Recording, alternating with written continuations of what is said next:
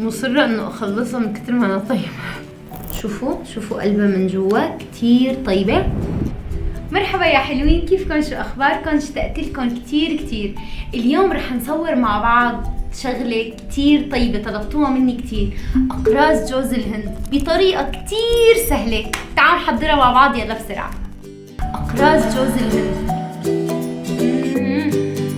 كتير طيبة.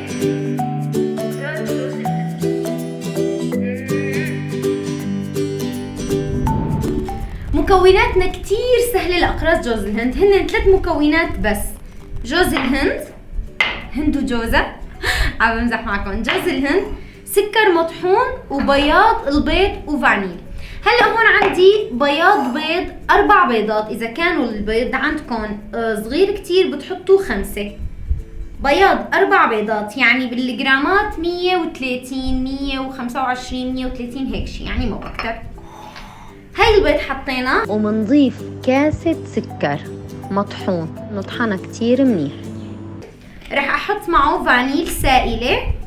شوفوا هذا الفانيل السائلة اللي ورجيتكم اياه بالستوري اللي اشتريته، كتير اسانس، يعني بحط بس نقطتين منه. طبعا ما متوفر عنده فانيل سائلة فيه يستعمل ظرف فانيل بودرة. نخفقهم كتير منيح. واو، ريحة الفانيل ما شاء الله كتير قوية. نخفقهم كتير منيح. وهلا بنبلش بننزل السكر. بنزل السكر بحرك هيك بالتدريج، ما بنزلهم كلهم هيك فرتكتك.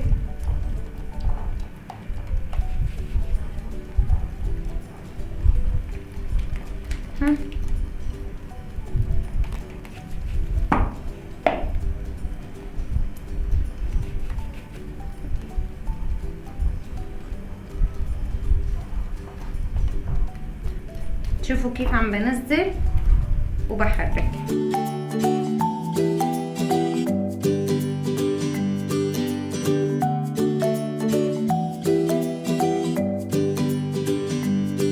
شوفوا كيف حطيت كل السكر مع البيض. شوفوا قوامه، ريحته كتير طيبة، ريحة الفانيل طبعا طالعة. هلا بدي ابلش احط بقى جوز الهند. انا عندي هون جوز الهند خشن شوي، ما ناعم. راح احط شوي واحرك.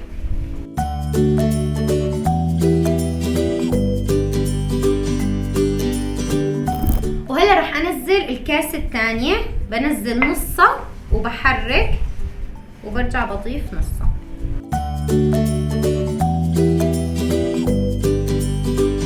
هلا بقي هون عندي نص كاسة الجوز الهند، بضيفها كلها وببلش بقى بحرك هيك.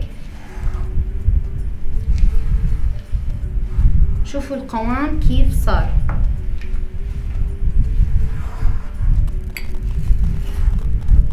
هاي الأكلة أنا كتير بحبها، كنت بتذكر إنه تجيب لي إياها أمي هيك مثل البونبونة مربوطة، قطعة كبيرة.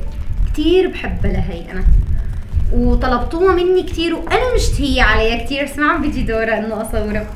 بس هلا اليوم قلت خلص راح اصورها، لانه في وحده من المتابعين عيد ميلاد ابنها راح يكون عقبال كل سنه يا رب الله يخلي لك اياه، فحابه انه تعملها على طريقتي، فقلت خلص ضروري بقى لازم اصورها كرمالها وكرمال انه انا مشتهيه عليها. شوفوا كيف قوامه صار ممتاز، طلعوا كيف ما شاء الله بيجنن. وهلا بقى راح الم هدول واجيب الصينيه واقول لكم شو راح نعمل. اقراص جوز الهند طيبة.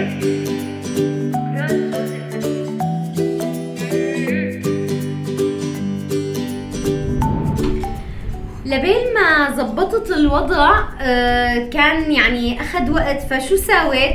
قلت بعمل وجبة بورجيكم اياها وبعدين برجع قدامكم. عملت وجبة طلعوا منظرهم ما احلاهم، بيجننوا بياخدوا العقل، طلعوا ما احلاهم، كتير طيبين. شوفوا قلبهم بيشهوا القلب.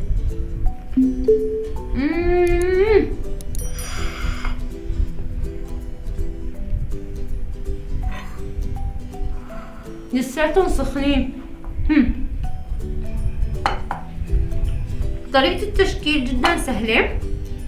بهي تبعت الوزة حطيت هيك بس حطيتهم هون بصينية او بأي شيء، انه المهم ما يلزق. يعني انا هي صراحة مقلاية شايلتلها ايدها وبستخدمها بالفرن، مقلاية تيفال.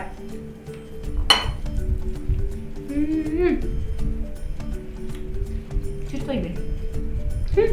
شفتوا شلون؟ طبعا الفرن حامي. اول شي حطيتهم من تحت، وبعدين قبل ما اطلعهم هيك دقيقتين شغلت عليهم من فوق. ما اخذوا وقت ابدا، سهلة كتير، طيبة، مكوناتها موجودة بكل بيت. هو بياض البيض وسكر وحطينا فانيل وجوز الهند. وهلا رح احطهم بالفرن واخلصهم كلياتهم وارجع لكم. رح ارجع ادوق معكم اقراص جوز الهند. كثير طيبة.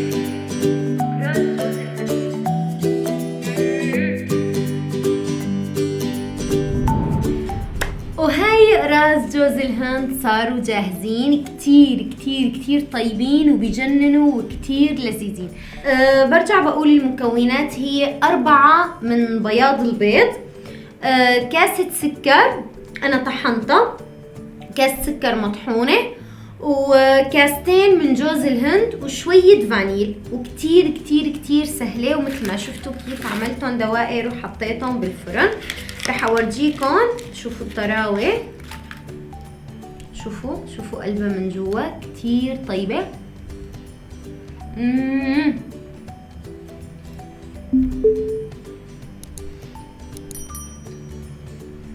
انا كتير حبيتها، وعبودة كتير كتير حبها، جوجو ما بتحبها لهي. شلون عابد؟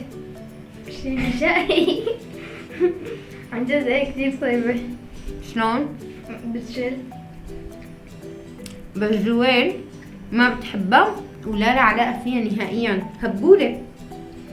بس انا عبودة كتير بنحبها، مصرة انه اخلصها من كتر ما انا طيبة. عن جد كتير طيبة،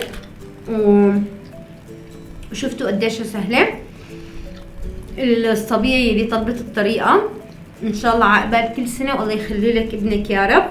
وهيك بكون وصلت معكم لنهاية الفيديو. ان شاء الله يا رب تكون عجبتكم طريقتي، وبحبكم كتير، وبشوفكم بفيديو جديد. ولا تنسوا تعملوا لايك للفيديو وتبعتوا لرفقاتكم. باي باي.